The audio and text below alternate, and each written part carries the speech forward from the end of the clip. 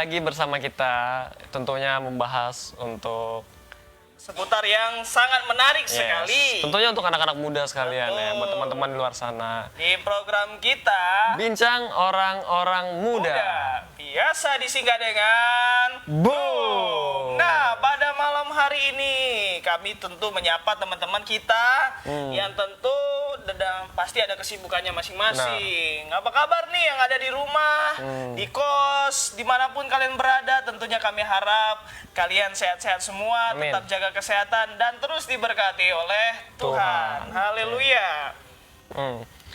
Malam ini kita akan membahas tentang pelayan-pelayan Tuhan, khususnya anak-anak muda yang terlibat pelayanan secara aktif dalam gereja maupun di luar gereja gitu.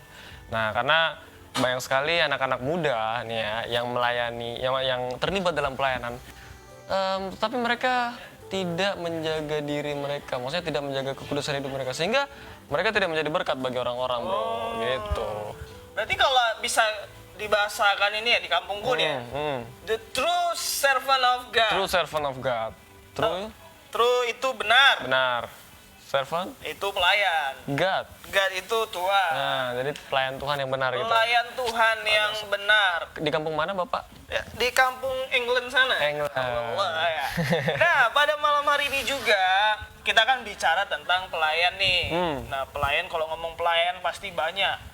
Jangan-jangan ada yang mikir pelayan di ruang ini, rumah makan kali. Bukan. Ya? Kita pelayan tuh ya pelayan melayani Tuhan gitu. Melayani Tuhan. Kira-kira melayani Tuhan menurutmu nih, Dan? Melayani Tuhan harus di gereja atau gimana? Nggak harus sih. Yang namanya melayani Tuhan itu berarti apa ya? Ya melayani Tuhan. Maksudnya nggak yang harus kita jadi MC, nggak yang harus kita jadi singer ya. Dengan kita memberikan hati kita untuk membersihkan gereja pun itu udah pelayanan. Jadi gitu. nggak hanya di mimbar. Nggak gitu hanya di kan? mimbar. Yang kelihatan doang, ternyata pelayan tuh bisa yang hal-hal kecil pasti kan? Ya. Untuk jadi tukang parkir gereja. Tukang parkir gereja itu juga pelayanan. Terima tamu. Banyak hal-hal sih pasti ya. Nah, kamu nih juga pasti kan, kamu Kristen dari kecil kan? Dari bayi. Dari bayi. Nah, berarti pas udah sekolah minggu, terus remaja, ada kan dipercayakan untuk melayani gitu? Dari pertama kali pelayanan itu mungkin kelas 5 SD ya, kelas 5 SD gitu, pelayanan di gereja gitu. Karena kebetulan orang tua juga pendeta kan, jadi terlibat pendeta. dalam pelayanan ini ya. Bapak saya juga pendeta. Oh gitu, pendeta juga ya? Anak pendeta ini. Lanjut. Gitu, jadi dari kelas 5 SD itu udah mulai aktif pelayanan ya, cuman main musik doang sih, tapi main musik di gereja 5, 6, baru masuk kelas 1 SMP juga udah mulai aktif di gereja, sampai SMA itu udah aktif main musik. Main musik gereja. ya pastinya ya. Itu. Dibutuhkan ya. Ya, Kalau nggak ada siapa muda lagi, anaknya aja lah udah diajak main musik dah udah. ya gitu. Kalau bro sendiri gimana? Kalau aku sendiri sih ya karena kebetulan, bukan kebetulan, karena memang aku ini anak pendeta. Anak pendeta. Iya.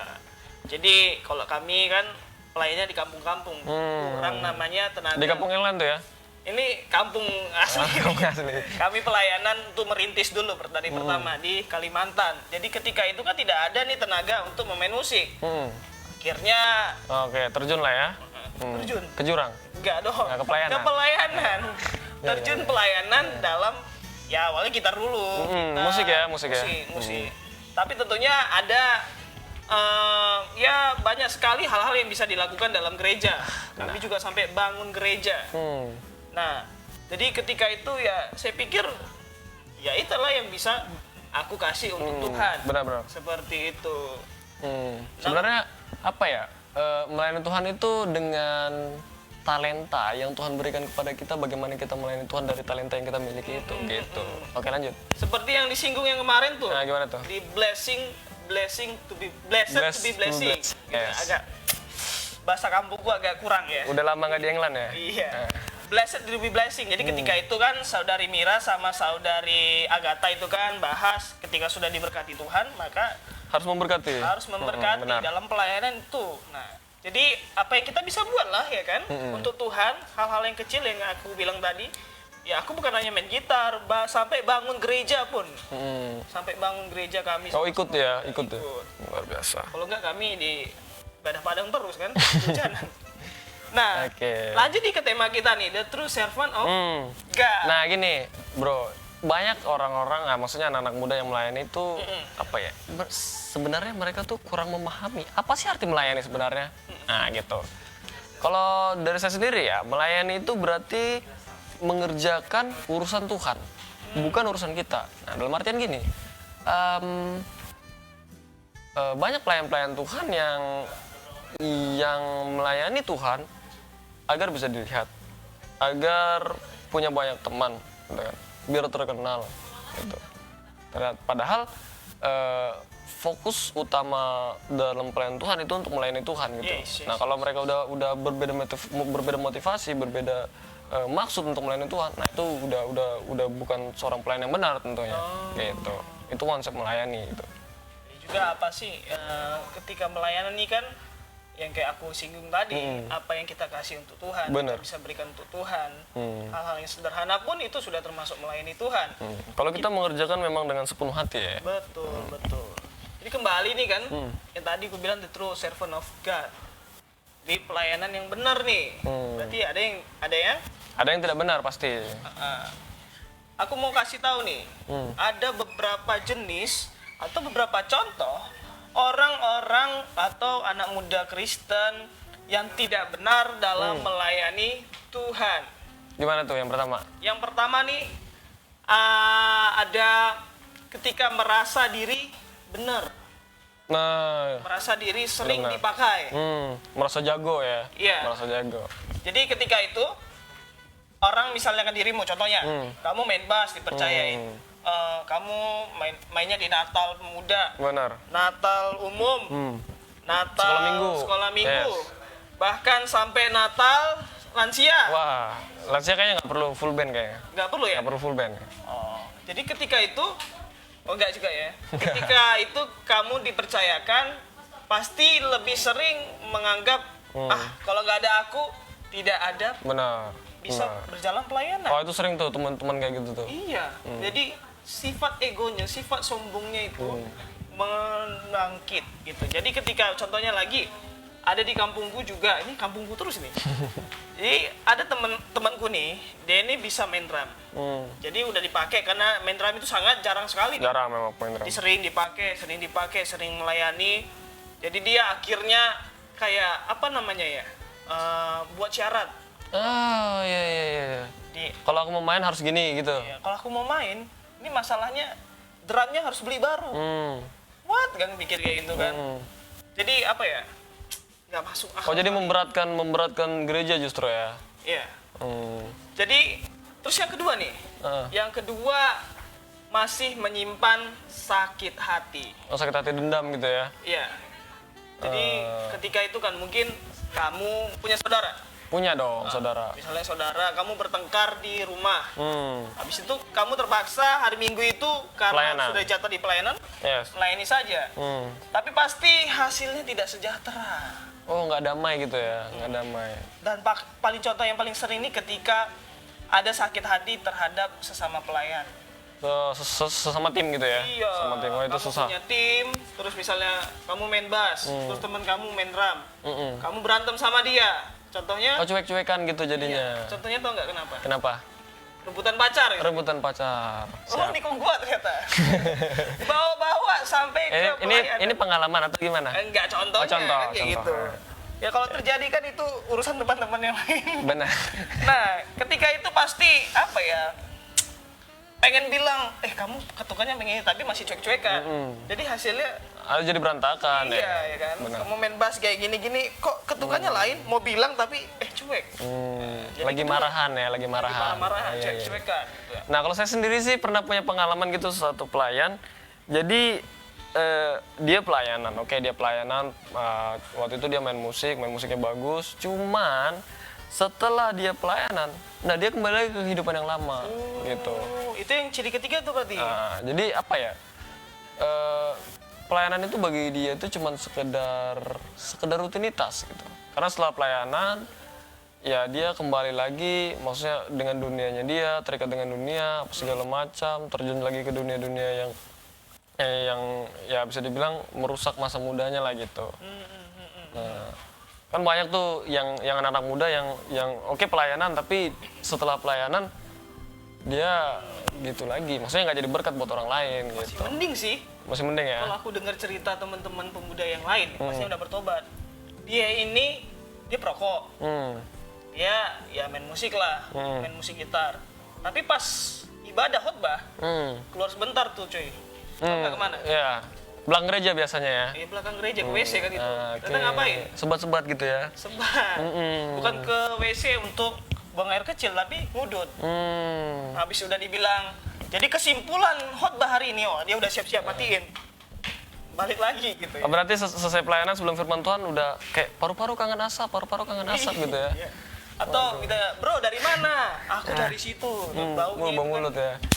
Itu pasti nggak bener sekali gitu ya. Itu ciri ketiga. Masih hidup. Saya juga dulu pernah punya pengalaman waktu di pelayanan di salah satu gereja di Jabodetabek.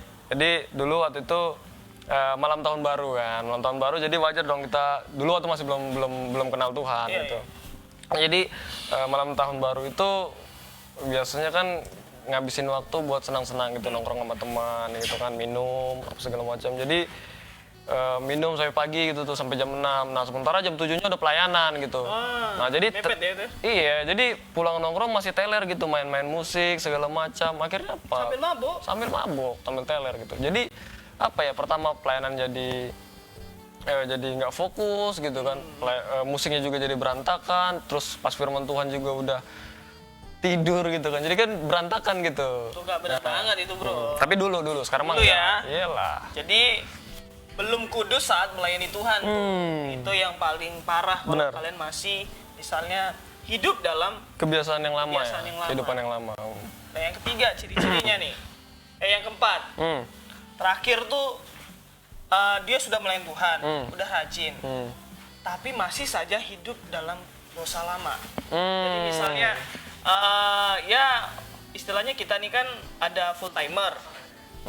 Nah full timer itu orang-orang yang simpatisan, gak hanya hamba Tuhan, tapi banyak dipercayakan pelayanan sekolah minggu, pemuda dan lain sebagainya.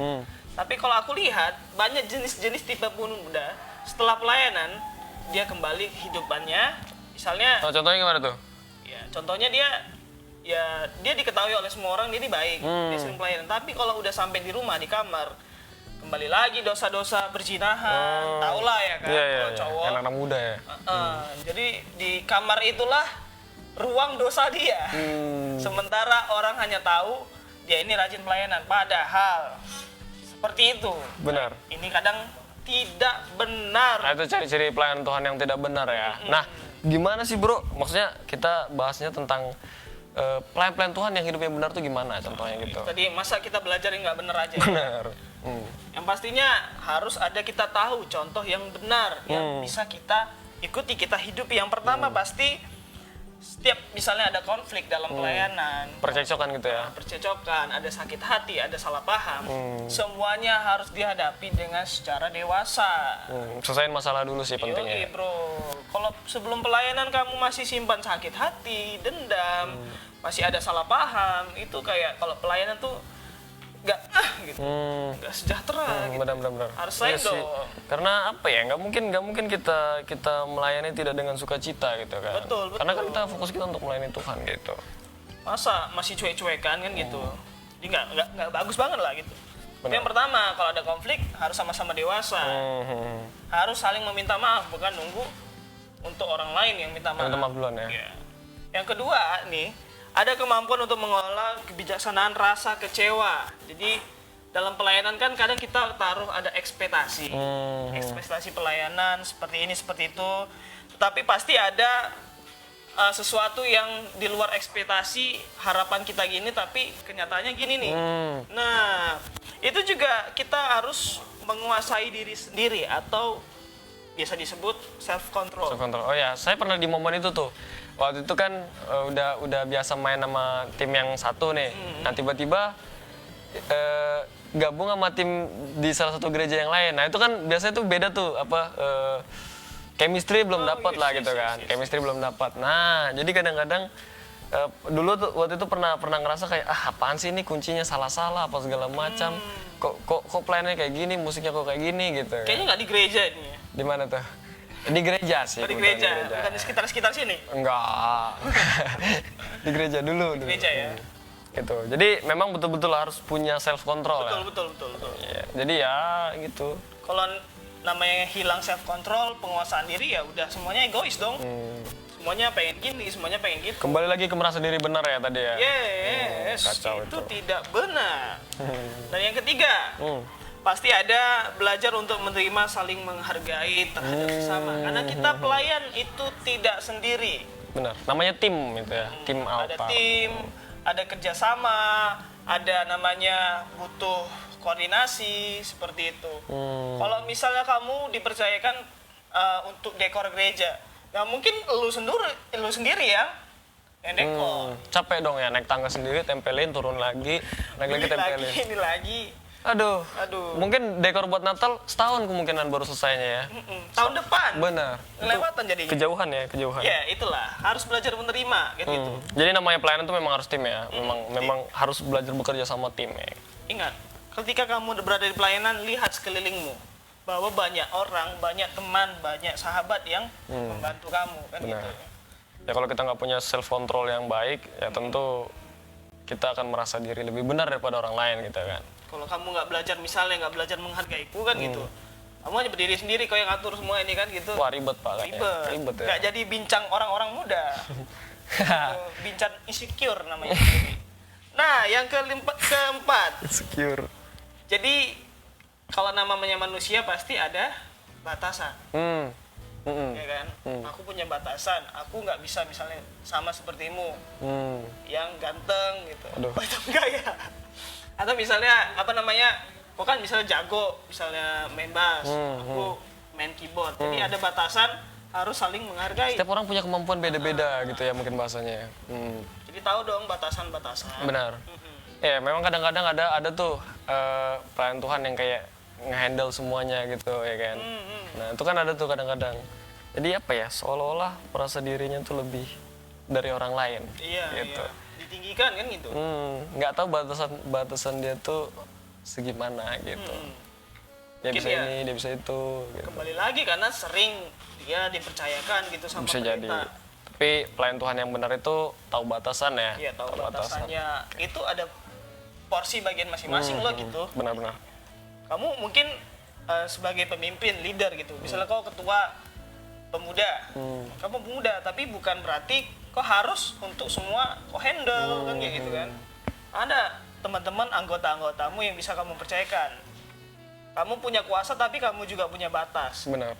Tapi disitulah kamu butuh yang namanya orang lain. Nah yang kelima nih, tau nggak? Apa tuh? Yang kelima nih ada kamu harus tahu alasan kenapa kamu harus melayani. Oke. Sama kayak yang pertama kita bahas tadi ya. Iya, sama Arti juga. melayani ya. Betul, sama juga kayak yang dibahas minggu lalu. Karena sudah diberkati, maka harus menjadi Harus menjadi berkat buat orang lain. Karena kita sudah dilayani, kita sudah ditebus oleh Tuhan, maka kita harus melayani Tuhan, kan seperti itu. Itu ada alasan dong. Ya memang sih banyak pelayan Tuhan yang ini yang ya sekedar rutinitas saja lah gitu melayani. Betul. Kalau diajak pelayanan ya oke, kalau nggak mah ya udah gitu kan. Jadi apa ya, nggak sepenuh hati gitu ya. Benar-benar. Faktor ini juga sih kalau aku lihat, kadang kan segala sesuatu yang terlalu sering dilakukan, pasti yang menjadi pertama rutinitas. Jadi rutinitas ya. Yang kedua pasti orang tuh bosan. Nah ketika orang-orang muda Kristen sudah berada di posisi itu, sudah sering dan menjadi bosan, maka dia akan lupa alasannya kenapa sih Dia melayani itu ya. Ya Benar-benar. udah karena aku bisa ya aku pelayanan. Kadang kan memikir kayak gitu. Ah itu yang salah. Makanya harus tahu betul dan sadar terus kan. Kenapa kita berada di tempat ini? Kenapa kita harus melayani ya. Kenapa kita harus melayani? Benar. Sudah tahu alasan, itu dasar tuh. Sekarang kepada siapa kita melayani? Ya siapa yang kita layani ya. Tujuannya tuh. Benar-benar. Jadi tujuannya kan tentu kembali lagi kita melayani Tuhan. Fokus utama ya, fokus utama melayani Fokus Tuhan. utama itu melayani Tuhan, bukan melayani diri sendiri gitu. Bukan mengembangkan diri sendiri. Bukan menonjolkan diri sendiri Bukan dong. meninggikan diri sendiri juga. Iya. Ya. Kalau udah kayak gitu pasti udah salah gitu. Benar-benar. Gitu ya. Kalau kita mau bahas lagi masih banyak contoh-contohnya. Masih banyak ya. Pasti kalau di gereja, di tempat pemuda, di lingkungan sekitar, pasti ada orang-orang yang kadang hilang kesadaran dalam melayani. Bahkan hilang alasan kenapa melayani. Gitu. Ya, benar-benar. Terus ada juga tuh misalnya kayak orang-orang yang udah terlalu terbiasa melayani, jadi apa ya, sistemnya tuh udah biasa kok main di tempat ini, jadi ya udah gitu, nggak perlu persiapan yang matang lagi gitu. Nah itu simpel sih sebenarnya, tapi menjadi fatal kalau kita pelayanan tuh kurang persiapan gitu. Nah kalau saya secara pribadi ya, contohnya kayak dipercayakan pelayanan di main musik di gereja, itu biasanya 1 hari atau 2 hari itu paling tidak untuk benar-benar kayak menjaga kekudusan hidup gitu. Bukan berarti di hari-hari yang lain enggak, cuman di lebih ke apa ya, sebelum pelayanan tuh benar-benar menjaga kekudusan hidup betul-betul gitu. Karena itu penting gitu loh. Berarti dengan menjaga kekudusan pasti menjalin hubungan intim yang baik. Intimasi kita dengan Tuhan itu penting kalau kita menjadi pelayan Tuhan gitu. Oke. Ya, jadi gitu kita butuh landasan firman Tuhan. Oh itu pasti. Untuk lebih menguatkan supaya kita ini kesannya nggak banyak ngomong kan gitu. Apa sih yang firman Tuhan katakan tentang pelayan Tuhan yang benar betul gitu. Sekali. Dari mana itu, brother? Kita buka Alkitab untuk teman-teman, silahkan buka, maupun HP sucinya juga bisa dibuka. Kita buka di 1 Korintus pasal yang ke-15 ayat ke-58. 1 Korintus pasal 15 ayat 58, demikianlah firman Tuhan, teman-teman bisa dengar. Karena itu saudara-saudaraku yang kekasih, berdirilah teguh, jangan goyah, dan giatlah selalu dalam pekerjaan Tuhan. Benar. Sebab kamu tahu bahwa dalam persekutuan dengan Tuhan, jerih payahmu Tidak akan sia-sia. Benar. Kalau aku lihat jerih payah di sini, kita bisa artikan seperti kejenuhan, penat, kan gitu kan. Kadang itu semua membuat kita pada dalam pelayanan yang sibuk pelayanan, membuat jenuh sampai ke titik itu. Tapi kalau kita giat melayani Tuhan, kita tahu tadi alasannya, dan kita bergaul intim. Intimasi dengan Tuhan ya. Fokus kita untuk pelayan Tuhan ya. Nah, benar. Jadi ketika melayani, hati kita tidak kosong. Benar. Betapa parahnya kalau teman-teman melayani Tuhan, tapi hatinya kosong. Kehilangan sukacita gitu ya. Kehilangan sukacita. Waduh, berat. Jadi serba salah dong. Tidak melayani Tuhan, salah. Tapi Melayani juga. melayani Tuhan, tapi dengan hati kosong, salah juga. Benar. Oke. Ada lagi nih satu ayat firman Tuhan dari 1 Timotius pasal yang pertama. 1 Timotius 1 ya. Timotius pasal yang pertama ayat yang ke-12 gitu. Coba tolong bacakan. 1 Timotius pasal pertama ayat yang ke-12. Ya. Aku tidak mengizinkan perempuan mengajar. Dan juga pasal pertama. 1 Timotius pasal pertama ayat 12. Aku bersyukur kepada Dia yang menguatkan aku, yaitu Kristus Yesus Tuhan kita, karena Ia menganggap aku setia dan mempercayakan pelayanan ini kepadaku. Nah, itu. Satu lagi nih, 1 Korintus pasal 14 ayat yang ke-12. Teman-teman bisa baca di rumah. 1 Korintus pasal yang ke-14 ayat yang ke-12. Didengarkan teman-teman ya, karena ini sangat penting. Demikianlah firman Tuhan, demikianlah pula dengan kamu. Kamu memang berusaha untuk memperoleh karunia-karunia roh. Tetapi lebih daripada itu, hendaklah kamu berusaha mempergunakannya itu untuk membangun jemaat. Nah, itu dia. Jadi itu ya, jadi alasan penting nih. Kamu diberikan talenta sama Tuhan, dikasih karunia-karunia. Lebih baik kamu gunakan itu dalam Pelayanan Tuhan. dalam pelayanan Tuhan. Benar. Luar biasa sekali ya. Nah, jadi gitu teman-teman ya. Biar teman-teman nih paham. Tidak melayani Tuhan itu buruk, tetapi melayani Tuhan dengan hati yang kosong itu lebih buruk lagi. Karena ya benar, memang kita harus melayani Tuhan dengan benar-benar hati yang tulus gitu. Karena dikatakan tadi jerih payahmu tidak akan sia-sia kalau kita melayani dengan tulus, ya kan. Nah, gitu. Jadi gitu. Oke, kita yakin teman-teman juga banyak paham, banyak mengambil, memetik hal-hal yang rohani, hal-hal yang berguna dalam kehidupan teman-teman semua. Nah, jadi kita kayaknya bisa doakan untuk teman-teman ya. Yes, benar. Boleh, Bro Daniel nih, doakan teman-teman kita nih. Bro aja lah yang berdoa, kan lebih senior gitu. Oke, karena ini tingkat ya. Iya dong. Jangan kayak gitu lah, bawa-bawa semester akhir. Oke ya, semua teman-teman di rumah ya, silahkan duduk. Mungkin dalam perjalanan bisa ambil waktu sejenak. Saya akan doakan untuk teman-teman gereja, dimanapun kalian berada. Mari kita berdoa. Bapa di surga, kami bersyukur Tuhan begitu baik dalam kehidupan kami. Tuhan terus melindungi kami, menuntun kami, memelihara kami, memberkati kami.